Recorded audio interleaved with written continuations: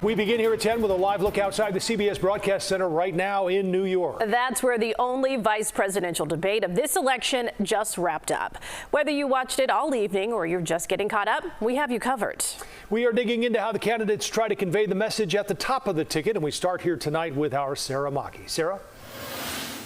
The vice presidential hopefuls started with an issue escalating just hours before the candidates met on the debate stage, increasing tensions in the Middle East and Iran's missile attack launch on Israel. So Iran is closer to a nuclear weapon than they were before because of Donald Trump's fickle leadership. And when Iran shot down an American aircraft in international airspace, Donald Trump tweeted, because that's the standard diplomacy of Donald Trump. And Governor Walz, you blame Donald Trump. Who has been the vice president for the last 3.5 years? And the answer is your running mate, not mine.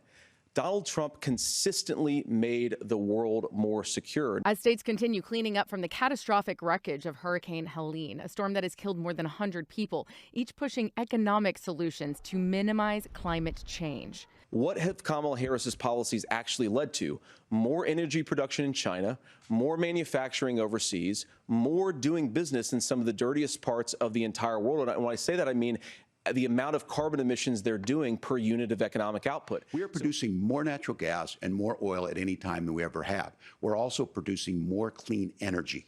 So the solution for us is to continue to move forward, that climate change is real.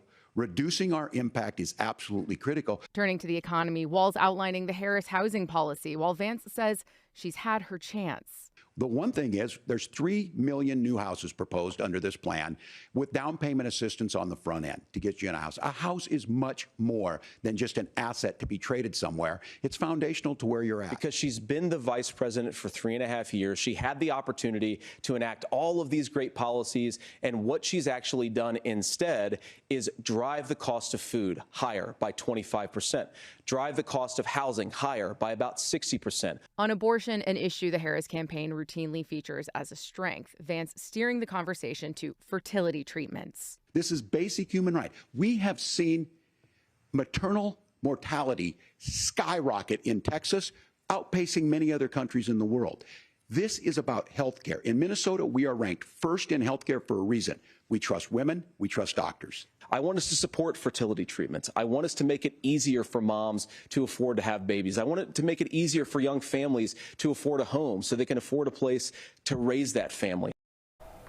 Now, after the candidates left the debate stage, the conversation continues in what is called the spin rooms. Candidates sending in representatives to shore up their message and to, of course, put a positive spin on things. Guys, we know that Illinois Governor JD Pritzker was going to be there tonight for the Harris-Walz campaign. We're still waiting to hear from him and, of course, for the people who are supporting Vance. Sara, thanks.